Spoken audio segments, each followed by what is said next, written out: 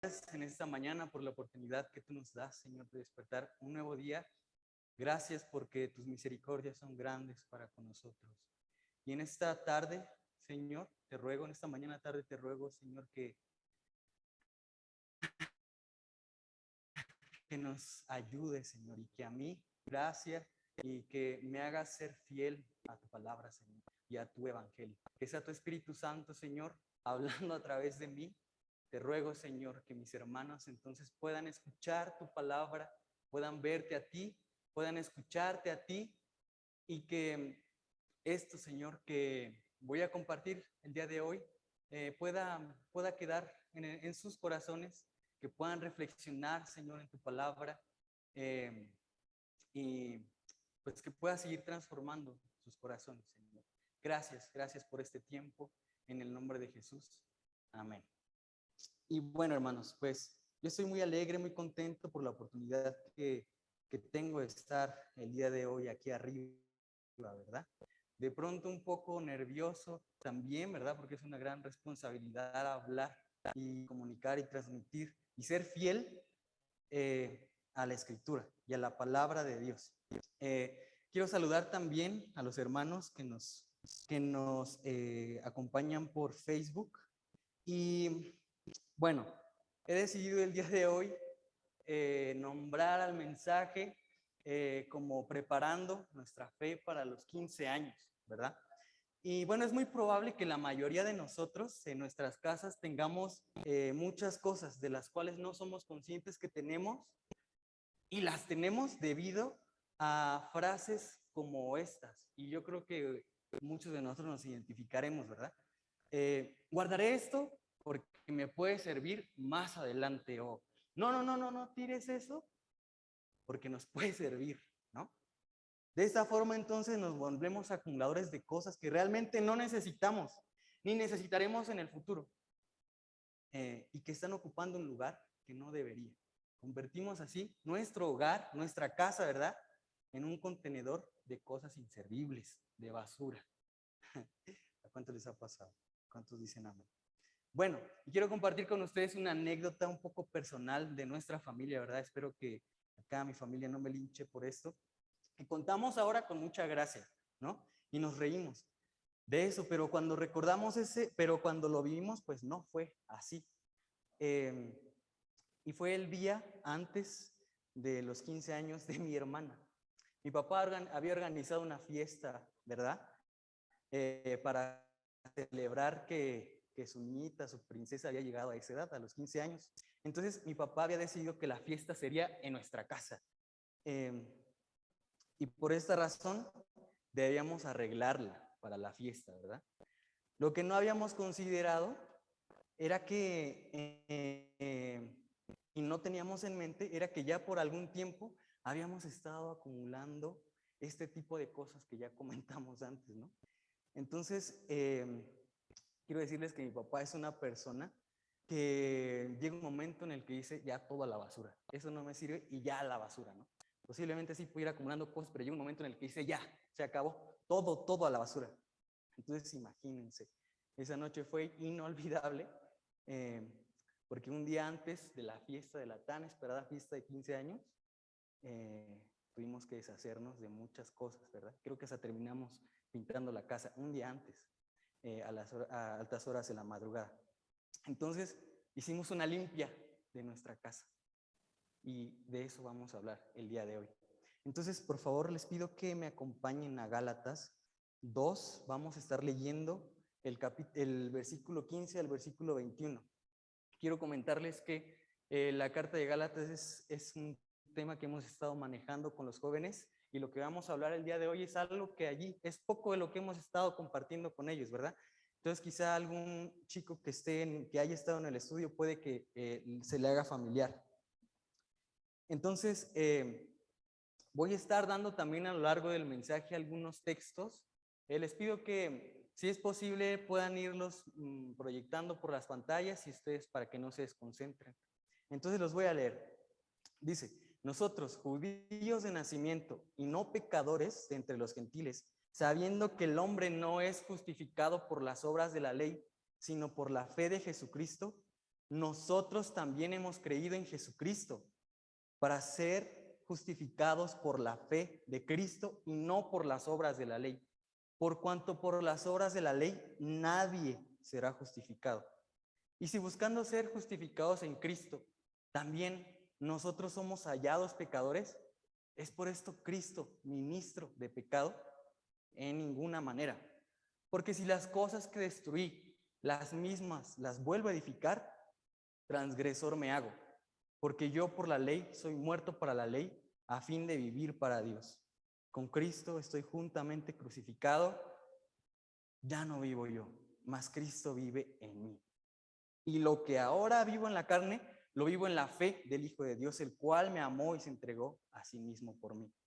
No desecho la gracia de Dios, pues si por la ley fuese la justicia, entonces por demás murió Cristo. Y bueno, me gustaría compartir con ustedes algunas consideraciones que tenemos que tener en mente antes, ¿verdad?, de entrar de lleno con el pasaje que acabamos de leer. La primera es que Gálatas es una carta que Pablo escribe y que envía, ¿verdad?, a las diferentes iglesias de Galacia, una provincia romana, ¿verdad? Entonces, este pasaje aquí nos encontramos que Pablo está defendiendo frente a los Gálatas el evangelio que le fue dado por Jesús, ¿verdad? Y eso lo podemos encontrar en el capítulo 1, versículo del 11 al 12. Y a su vez este evangelio es el que predica y defiende frente a las enseñanzas de los falsos maestros, ¿verdad?, que estaban en esas iglesias. Esto lo podemos ver en el versículo 7. Haciéndoles desertar a los cristianos de esas iglesias del llamado del Señor, ¿verdad? Haciéndoles creer que era necesario cumplir las obras de la ley para ser justos delante de Dios. Y me gustaría que viéramos un poco más el contexto de esta carta. Y Pablo, ¿verdad?, comienza esta carta a los Gálatas explicando su posición, diciendo: yo, apóstol de Cristo, ¿verdad? Y también describe con asombro la situación presente de los creyentes en las iglesias de Gálatas. Empieza por explicar cómo le fue dado el ministerio, ¿no? Y es una narración que podemos ver en Hechos, el ministerio de la predicación a los gentiles. Entonces, recordemos los siguientes puntos, ¿verdad? En la carta, más bien, en el libro de Hechos, vemos que después de que Pedro informara a la iglesia de Jerusalén lo ocurrido en Cesarea con Cornelio, ¿qué sucedió? Bueno, lo que sucedió es que Pedro fue guiado por el Espíritu Santo a los gentiles, ¿verdad? Recuerdan, Pedro tiene una visión donde Dios le dice: ¿por qué rechazas tú lo que yo acepto? Entonces Pedro va a los gentiles, va con Cornelio, y los gentiles reciben al Espíritu Santo. Y este es un hecho importante, ¿verdad? Es un parteaguas en el entendimiento del plan universal de salvación de Dios, ya que la justificación por gracia y el ser llenos del Espíritu Santo pensaban antes que solamente era para los judíos, pero no. Pedro se da cuenta que la justificación por gracia y la llenura del Espíritu Santo es también dada a los gentiles. Entonces, este acontecimiento en Hechos 10 y 11, ¿verdad?, abre esta posibilidad. Y entonces de ahí vemos cómo Pablo junto a Bernabé, que se encontraban en la iglesia de Antioquía de Siria, son guiados y encomendados por el Espíritu Santo a predicar el evangelio de los gentiles. Y esto lo podemos encontrar en Hechos 13. Y entonces así comienza su primer viaje misionero, ¿verdad? El primer viaje misionero de Pablo junto con Bernabé. Y empiezan a predicar en ciudades de la provincia de Galacia, Antioquía de Pisidia, Listra, Iconio y Derbe, formando iglesias, ¿verdad? En estas provincias conformadas por gentiles que anhelaban saber más de este evangelio, el evangelio de Jesús. Y esto lo podemos ver en Hechos 13:42. Y bueno, estas iglesias también estaban formadas por judíos que creyeron en Jesús, ¿verdad? Entonces, cuando Pablo y Bernabé terminan su primer viaje misionero y regresan de donde salieron, se encontraron que habían algunos judíos de Jerusalén, gracias, se encontraron que habían algunos judíos de Jerusalén creyentes, ¿verdad?, en Jesús, que enseñaban a los hermanos que era necesaria la circuncisión y cumplir la ley, ¿verdad?, para ser salvos o para ser justificados. Entonces esto generó un conflicto muy fuerte entre Pablo y estos judíos llamados los judaizantes. Y es así como resulta el primer concilio de la iglesia cristiana, ¿verdad? En Hechos 15 vemos cómo los apóstoles, Santiago, el hermano de Jesús, Juan y Pedro, llaman a estos hermanos judaizantes junto con Pablo y Bernabé para decir qué está pasando, ¿no? Y se genera este primer concilio. Entonces, es por esto y por esta disputa con estos hermanos judaizantes que Pablo tiene, que a lo largo de la carta de Gálatas Pablo argumenta en contra de las falsas enseñanzas de los judaizantes, mencionando a Abraham, ¿verdad? Y cómo él fue justificado por la fe. También argumenta que todos los que están bajo la ley están bajo maldición, algo que Cristo tuvo que pasar para librarnos de la esclavitud de la ley. Entonces, otra vez, hermanos, regresemos a nuestro pasaje. Este pasaje que acabamos de leer se encuentra en una sección de los Gálatas donde Pablo defiende el evangelio de la gracia, ¿verdad? Justificación por fe. Entonces, hay unos conceptos claves que me gustaría comentar con ustedes que también tomáramos en cuenta y que se repiten mucho en este pasaje. Y el primero es justificación, ¿verdad? Y es un concepto que es muy común en nuestras iglesias hoy en día, ¿verdad? Pero ¿cuántos de nosotros sabemos qué es? Está bien si no saben qué es, no se preocupen, ¿verdad? Yo aquí se los voy a decir. La justificación es un término forense que significa absolver, declarar justo, o sea, lo opuesto a condenar. Para Pablo, aquí en esta carta a los Gálatas y en su evangelio predicado, la justificación es la acción de Dios, ¿verdad?, de remitir o perdonar los pecados de los hombres culpables y considerarlos justos. ¿Y saben qué? Gratuitamente, por su gracia, mediante la fe en Cristo. Sobre la base no de nuestras obras ni de las obras del creyente, sino más bien de la obediencia de Cristo a la ley y del derramamiento de su sangre, ¿verdad? Entonces, eso es la justificación, que las personas pueden ser encontradas justas delante de Dios, ¿verdad?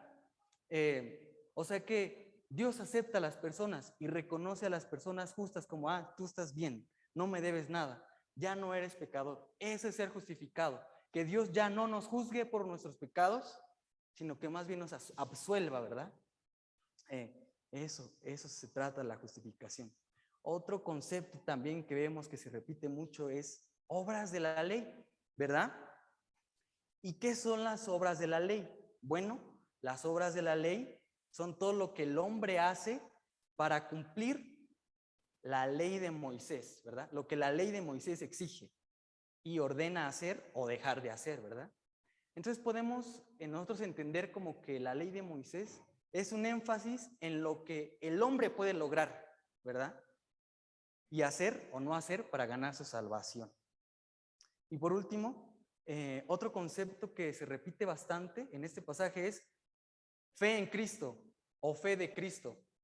Es interesante que en otras versiones como la Dios habla hoy o la nueva versión de las Américas, ¿verdad?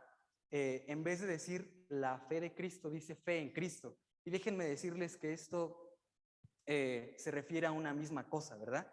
Y se refiere a tener fe y creer en lo que Dios ya ha hecho, ¿verdad? Para justificar al hombre. ¿Y qué ha hecho para justificar al hombre? Bueno, se encarnó, vino al mundo en la persona de Jesús. Y no solo eso, murió en la cruz y resucitó, ¿verdad? La fe en Cristo es el corazón del evangelio predicado por Pablo y contrasta con lo que el hombre tiene que hacer para cumplir la ley y así ser justo. Entonces, recuerden esos tres conceptos, ¿verdad? La justificación, las obras de la ley o la fe en Cristo o fe de Cristo, como queramos decirles. Entonces, ahora sí, vamos a empezar de lleno ya con el pasaje, ¿verdad?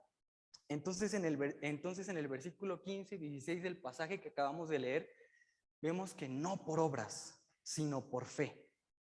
Y entonces Pablo explica a los Gálatas que los hombres son justificados, lo que ya vimos hace ratito, por fe en Jesús y no por obras de la ley. Y fíjense cómo primero utiliza la palabra nosotros y hace una distinción entre judíos y gentiles pecadores. Entonces, esto hace notar el conocimiento de Pablo de la ley, ¿verdad? De la tradición e historia judía, no como los gentiles que desconocían todo esto. Ellos no conocían a Moisés, ellos no sabían nada del Éxodo, no sabían, ¿verdad?, quién era Dios o lo que Dios había hecho por el pueblo judío. Pero Pablo sí, y eso lo dice en el versículo 15, ¿verdad? Entonces, como judío de nacimiento, sabe y reconoce él como judío de nacimiento que ningún hombre es capaz de cumplir la ley. Ningún hombre es capaz de cumplir la ley. Por lo tanto, nadie puede ser justificado por este medio, ¿verdad? En el versículo 16, la primera parte del versículo 16. Debido a esto, explica que es por la fe en Jesús, en la cual también ellos, o sea, los judíos, cuando dice, la cual también nosotros, o sea, los judíos, y se incluye él, Bernabé, y también los judaizantes, ¿verdad? Hemos creído que los hombres pueden ser justificados y justos delante de Dios. Entonces, ante esta verdad y esta realidad de que nadie puede ser declarado justo o bueno delante de Dios, viene a mi mente una frase de Socorro que muy seguramente todos de nosotros sabemos, ¿verdad? Y es, hoy no, y ahora, ¿quién podrá defendernos, ¿verdad?, ante esta situación? Y esta pregunta casi plegaria, no sé si se acuerdan, ¿verdad?, si alguna vez alguno de ustedes vio este programa, era dicho en un momento de impotencia, ¿verdad? En un momento de reconocer que ya nada podía hacerse frente a esta situación.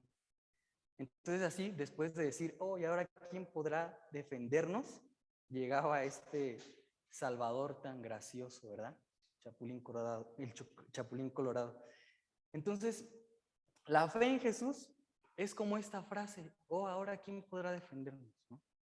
Que nos lleva a nuestro Salvador, Cristo, para rescatarnos de nuestra imposibilidad de salvarnos por nosotros mismos o por las obras de la ley. Entonces, hermanos, aquí podemos ver una verdad teológica, ¿verdad? Los hombres no llegan a ser justificados delante de Dios por la fe. Más bien, los hombres llegan a ser justificados delante de Dios por la fe en la obra de Dios, en Cristo en la cruz y en su resurrección. Y nunca por las obras de la ley, o nunca por lo que nosotros podamos llegar a lograr. Entonces, respondiendo a algunas posibles objeciones, ¿verdad?, en el del versículo 17 al versículo 19, explica a los Gálatas que por la ley, él está muerto a la ley a fin de vivir para Dios. Entonces, en primera instancia, niega que Cristo nos hace pecadores. Y esto es debido a los posibles argumentos de los judaizantes. Fíjense qué inteligentes eran estas personas, ¿verdad? Si el hombre es justificado solo por la fe, ¿verdad? Si ya no tienen que seguir la ley de Moisés y cumplirla, entonces esta fe en Jesús nos llevaría a incumplir la ley, ¿verdad?, haciéndonos transgresores de ella. Y mucho más que eso, haría que estos cristianos, estos nuevos cristianos que solo creen que se justifican por la fe, vivan una vida a su modo, ¿verdad?, como ellos quieran. Entonces, ¿Cristo los hace pecadores? Y Pablo responde, no, de ninguna manera es así, ¿verdad? En el versículo 17 le dice a los judaizantes, no, de ninguna manera. Y explica que una persona que construye aquello que ya derribó, ese se vuelve culpable o transgresor. Es esta persona la culpable y no Cristo, ¿verdad? Pone ese ejemplo en el versículo 18. Entonces, enseña que por medio de la ley está muerto, ya que todo aquel, ¿verdad?, que depende de las obras de la ley está bajo maldición.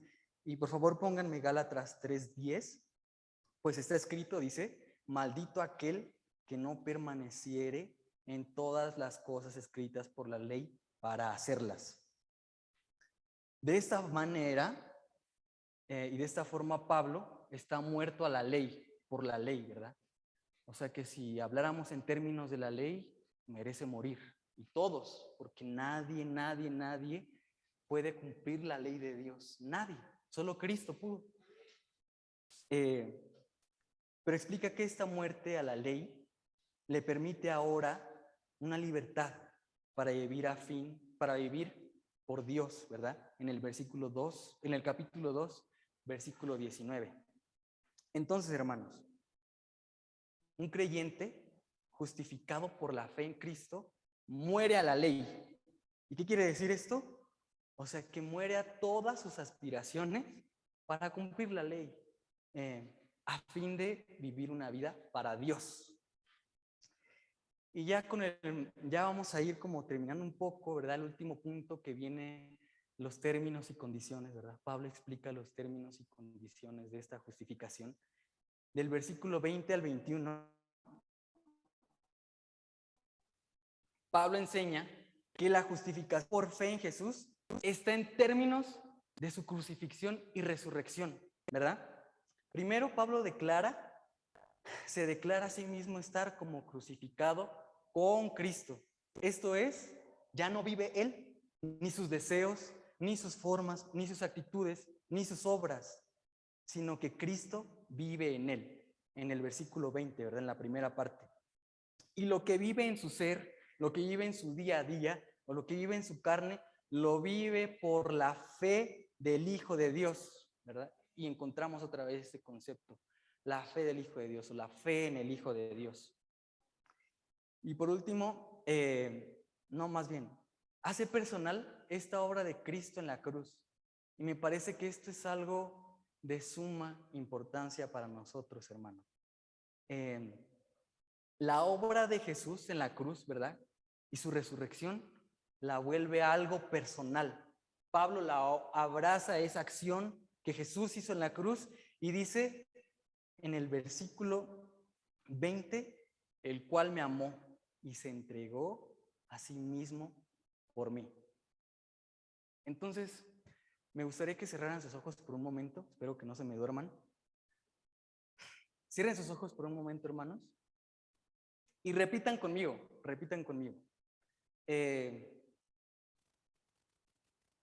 El cual me amó y se entregó a sí mismo por mí. El cual me amó y se entregó a sí mismo por mí. El cual me amó y se entregó a sí mismo por mí. Abran sus ojos, hermanos. Cuando Jesús fue traicionado por los suyos, ¿verdad? Pensó en ti. Cuando estaba triste hasta la muerte, ¿verdad? Que vemos en las Escrituras que sudó sangre, pensó en ti. Cuando fue acusado injustamente, pensó en ti. Cuando fue humillado, cuando fue azotado hasta la muerte, pensó en ti. Cuando fue colgado en la cruz, pensó en ti. Y cuando Dios le resucitó de los muertos, pensó en ti. ¿Hay alguno de nosotros que después de ser conscientes de esto, tenga ganas de pecar? Diga, uy, quiero pecar, tengo ganas de tener una vida llena de pecado. Obvio que no, ¿verdad? Cuando uno es consciente de la obra de Cristo en la cruz, se nos quitan las ganas de pecar. Ya no está en nosotros. Y si pecamos, ¿verdad? Nos duele en el alma fallarle. Nos duele en el alma fallarle a aquel que ha dado todo esto por nosotros. Y entonces venimos con urgencia, ¿verdad? A sus pies reconociendo nuestro pecado y clamando por su ayuda y misericordia. Entonces, Pablo dice a los judaizantes, no, ¿verdad? De ninguna manera, el que ha sido justificado por la fe en Cristo puede vivir su vida como quiera. Porque esta justificación está en términos de la muerte y resurrección de Cristo, ¿verdad? Entonces, por último, explica Pablo que si la justicia viene por la ley, entonces en vano murió Cristo, ¿verdad? Y al pensar así, entonces estamos desechando la gracia de Dios, y esto está en el versículo 21. Entonces, hermanos, la justificación o los justificados por la fe en Cristo ya no viven una vida de libertinaje o de pecado, ¿verdad? Sino que también han sido crucificados y resucitados a una nueva vida. Y esta nueva vida es en Cristo. Y algo que contábamos con los jóvenes era esto: ¿qué significa estar en Cristo o vivir en Cristo, verdad? Y fíjense qué interesante que Pablo escriba esto: en Cristo, en Cristo. Y es una preposición que encontramos mucho en sus cartas, ¿verdad? En la carta de Efesios. Todo aquel que está en Cristo ha sido bendecido, ha sido predestinado, ¿verdad? En Cristo, en Cristo, en Cristo. ¿Qué significa estar en Cristo? Bueno, significa que por la fe hay una relación estrecha entre nosotros y Jesús. Y esto a través de la Escritura y de la oración y de nuestra vida devocional. Entonces, que Cristo viva en nosotros nos hace, cambiar nuestra perspectiva de las cosas. Ya no leemos la Biblia porque tengamos que hacerlo. Leemos la Biblia porque deseamos encontrar a Jesús en ella. Queremos saber lo que hizo, queremos saber lo que dijo, queremos saber qué pensó, ¿verdad? Oramos para depender en todo tiempo de nuestro Señor y así parecernos cada día más y más a Él. Y entonces decir lo que dijo Pablo: ya no vivo yo, vive Cristo en mí, ¿verdad? Y ya no soy yo o mi forma de pensar, sino es Cristo, lo que Él piensa, lo que Él hace, lo que Él dice, ¿verdad? Ya no es como yo veo las cosas, ahora es la mente de Cristo en nosotros. Pero ¿cómo vamos a hacer eso, hermanos? Si no conocemos a Jesús, ¿verdad? Entonces, si hacemos es por Jesús, si decimos es por Jesús, si vivimos es por Jesús. Y entonces permanecemos en la fe de Cristo y nos santificamos, ¿verdad? Día a día en su palabra. Entonces, hermanos, un creyente justificado por la fe se ha crucificado, ¿verdad? Y ha crucificado su pasada manera de vivir para resucitar junto con Cristo a una nueva vida en donde Cristo es Señor y Rey en cada uno de nosotros, ¿verdad? Entonces, bueno, hermanos, la verdad es que es un mensaje bastante corto y ya voy a ir terminando. Pues es muy triste ver hoy en día, hermanos, y quiero decir esto con mucho cuidado, pero también con mucha valentía, ¿verdad? Es triste ver hoy en día cómo líderes en nuestras iglesias, siervos, maestros, superpastores, ¿no? Predican y enseñan cosas tales como: está bien que hayas reconocido a Jesús como tu Salvador y que te hayas bautizado, ¿no? Pero si no haces esto, si no haces aquello, si no lees este libro, si no das, si no haces eso, si no haces aquello, ¿quién sabe que seas salvo? ¿Quién sabe que Dios te reconozca como bueno, verdad? ¿Quién sabe que Dios te reconozca como justo? Y es más triste ver cómo muchos creyentes, ¿verdad?, a lo largo de su caminar en Cristo, acumulan cosas inservibles, o sea, obras de la ley, ya sea por costumbre, tradición, consciente o inconscientemente, van desviando su mirada y atención de la obra salvadora y gloriosa, ¿verdad?, de Dios en Cristo, para enfocarse en sus propios logros espirituales. Yo sí oro, yo sí leo, yo me congrego, yo ayuno, yo diezmo, yo oro por los alimentos, yo sí canto con fuerza, ¿no? Yo sí levanto las manos, yo no tomo, yo no digo malas palabras, yo no escucho música mundana. Y no me malinterpreten, no digo que hacer todo esto está bien o está mal, ¿verdad? Pero lo que sí está mal es que nos enfoquemos en esto y porque las obras de la ley van generando religiosidad, hermanos, y nos vuelven cristianos fariseos, o sea, judaizantes, cristianos secos, sin sabor. Convierte nuestra fe en una fe basura que no sirve para nada. Y entonces, así como esa casa que se transforma en un contenedor de cosas inservibles necesita una limpia, así también nuestra fe necesita una limpia, hermanos. Y ya para concluir y terminar, los creyentes verdaderos de Dios es fiel deben de reconocer que nada de lo que pueden hacer o no hacer puede lograr que sean justos delante de Dios. Más bien, saben que la fe en Cristo los justifica para morir a esas aspiraciones humanocéntricas, crucificando así su pasada manera de vivir, para resucitar a una nueva vida, donde hablan lo que Cristo habla, donde ven lo que Cristo ve, y donde hacen lo que Cristo hace, y donde viven como Cristo vive. Quiero repetir esto, hermanos. Los creyentes verdaderos de esta iglesia, de Dios es fiel, deben reconocer que nada de lo que pueden hacer o no hacer puede lograr que sean justos delante de Dios o puede lograr que Dios los acepte.